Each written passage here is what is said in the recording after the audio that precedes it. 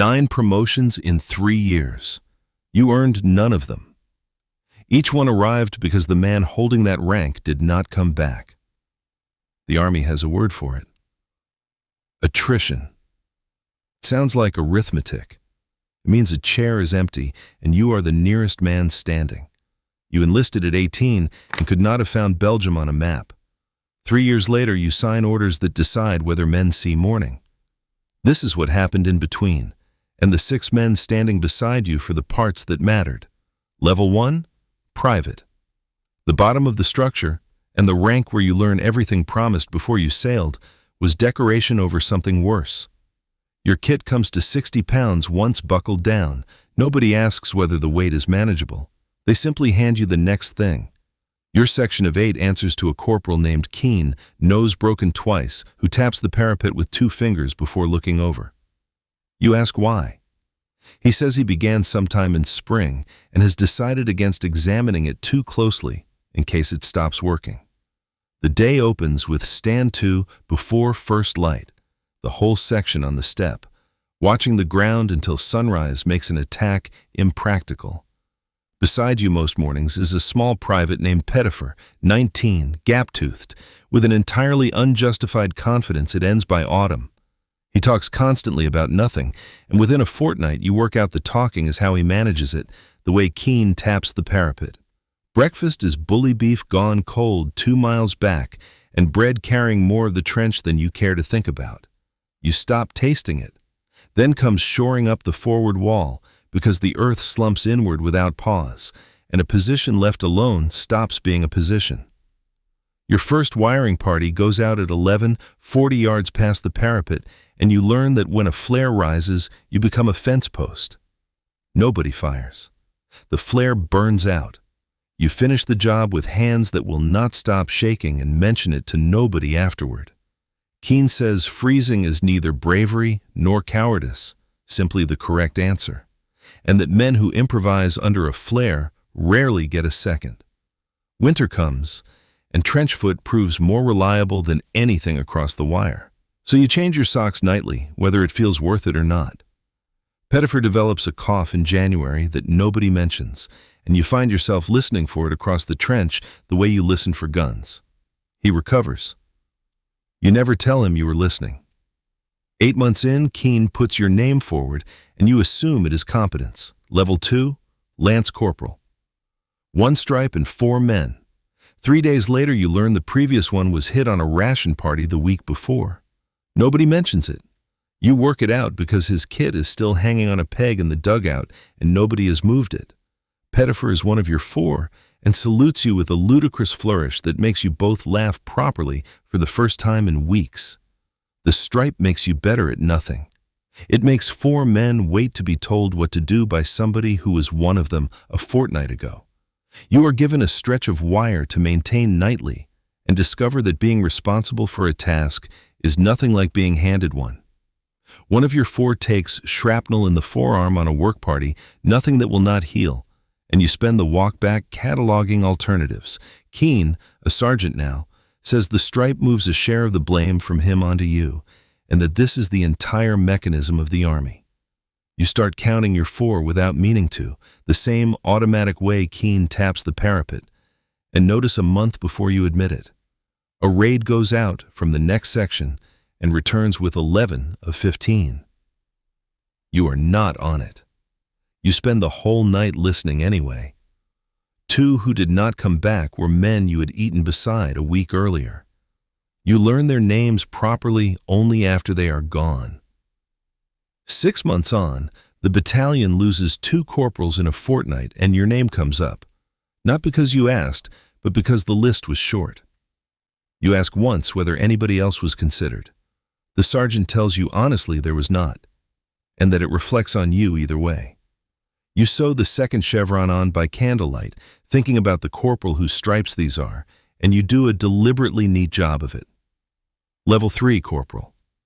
8 men, the smallest command there is, and the only one where you know everything about everybody under you.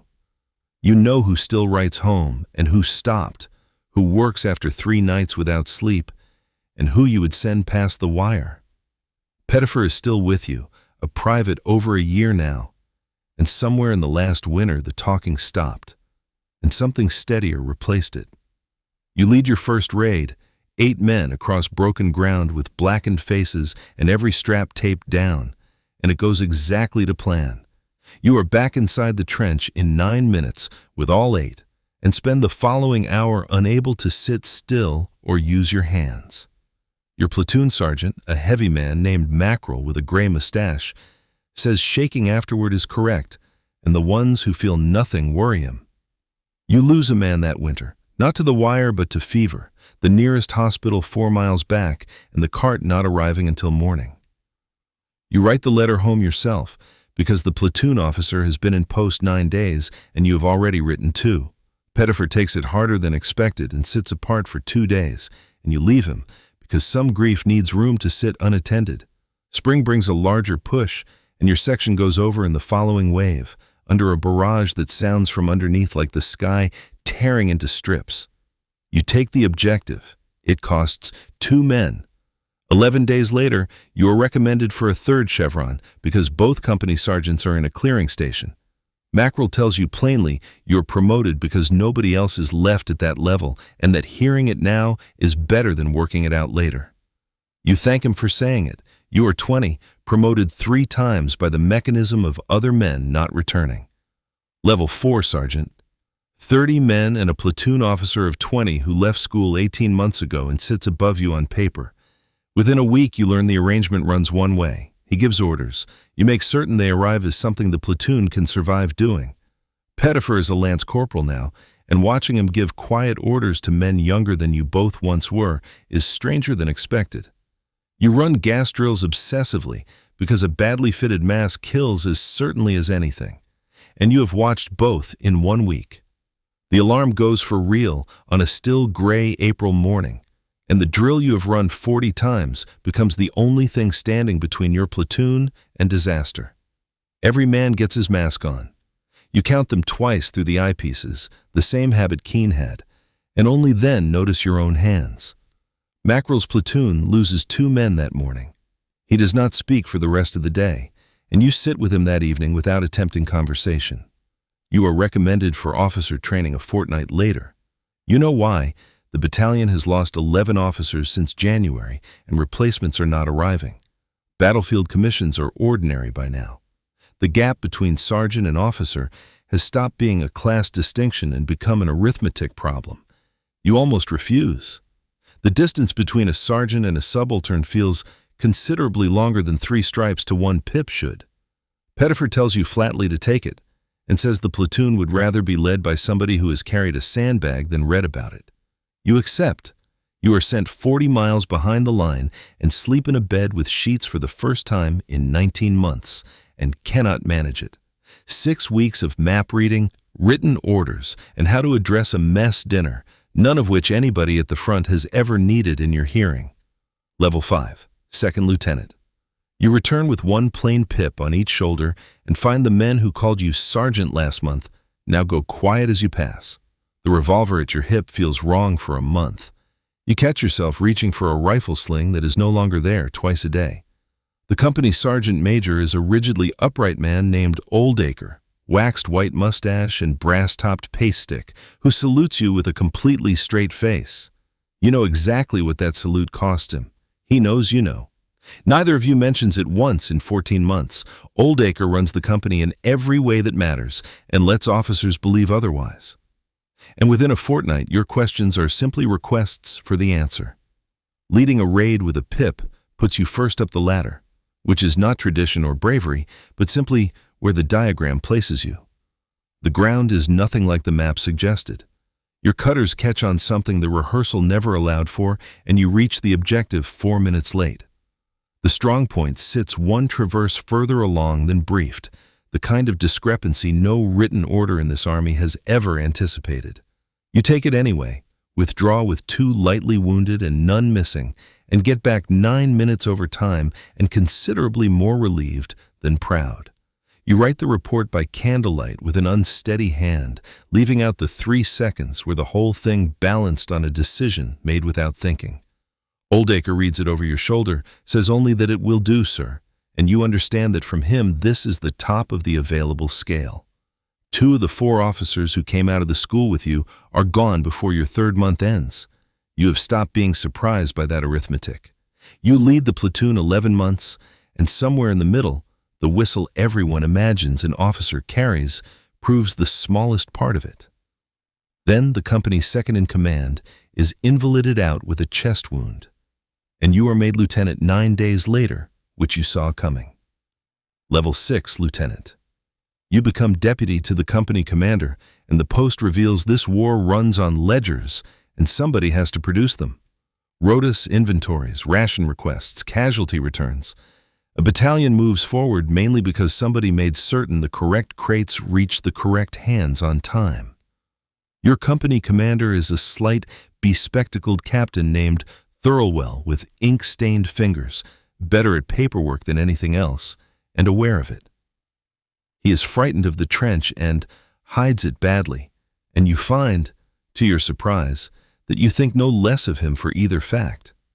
You take the forward duties he cannot manage. He takes the correspondence you have no patience for, and the company runs better than it has any right to. You walk the platoon positions before last light most evenings, regardless of paperwork, because an officer who stops appearing in the mud stops being trusted. Casualty returns reach your desk as columns of names rather than faces, and you make a practice of reading everyone slowly rather than at a glance. Pettifer is commissioned in the spring on exactly the arithmetic you were, and visits most evenings, and neither of you says aloud how strange it is. A wiring party under your authority loses a man to a stray shell on an otherwise routine night, and you write the letter yourself, as you have since Corporal. Thirlwell says the day those letters stop being difficult is the day to ask for relief, because that is the day you stop being any use. You hold through a summer of raids and counter-raids, and by autumn you have written 31 letters and can remember every name in them. Then, Thirlwell is caught by shellfire between the support and reserve lines in October, survives it, is sent home, and does not come back. The company becomes yours 11 days later. You are 22, the 6th step upward, and none of it is followed from anybody preferring you. Level 7, Captain.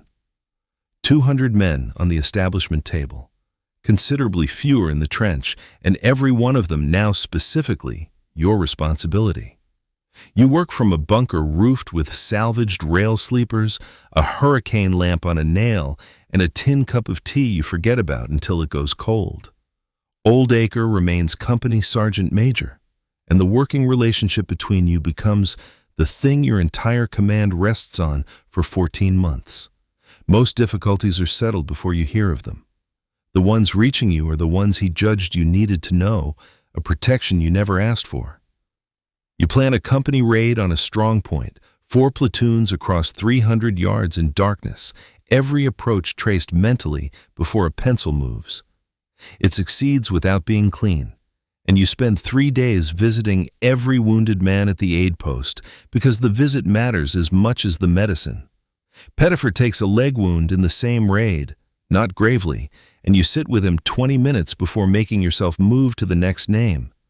You write 9 letters home that week, and long ago stopped being able to recall afterward what words you used in any of them. Your battalion commander, a gaunt lieutenant colonel named Ravenhill, says 9 letters a week is the actual job, and anyone claiming otherwise never wrote one. A counterattack tests your section one bitter February morning, and you hold it 6 hours with reserves arriving considerably later than promised. The line holds. You are recommended for a decoration you are certain you did not earn, given how much of that morning was Oldacre being Oldacre. He tells you plainly the men held because they trusted you specifically, and that almost everything you did right that morning nobody senior will ever know. Ravenhill is invalided out with a lung injury in April. You are given the battalion 9 days later at 23 because nobody else has lasted longer. Level 8, Lieutenant Colonel, 1,000 men on paper. This morning the roll call lands closer to 600, and the gap is the war doing what it does. You work from a farm cellar a third of a mile back, close enough that the artillery is never out of earshot, far enough that most days nothing lands. Twice most weeks, you walk up to the forward position and each time bearing stiffens as you pass, which you read as a duty owed rather than a tribute. Oldacre, still a company sergeant major, and now several levels beneath you, says your appearing in the mud still means something no order ever will. You take brigade's instructions and rebuild them into something 4 companies might survive, quietly adding the fallback positions brigade never includes. Division orders an operation with 2 days to prepare, and your concern about uncleared obstacles on the northern approach goes unaddressed a second time.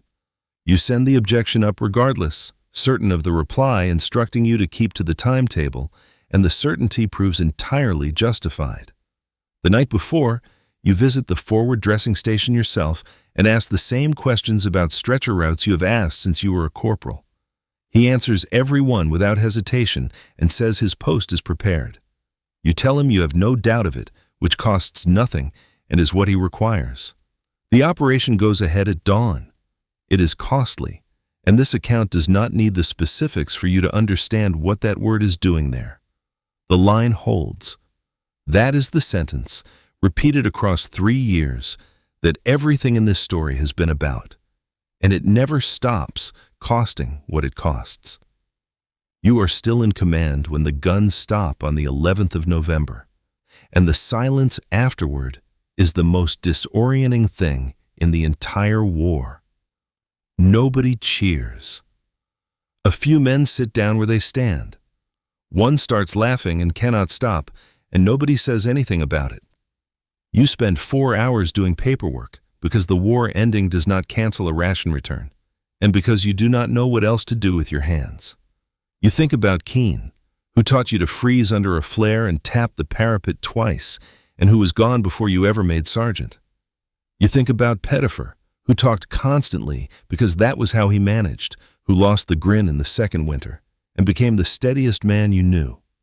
You think about Mackerel, who told you shaking afterward was correct, and who you last heard was back at his old trade in a town you have never seen.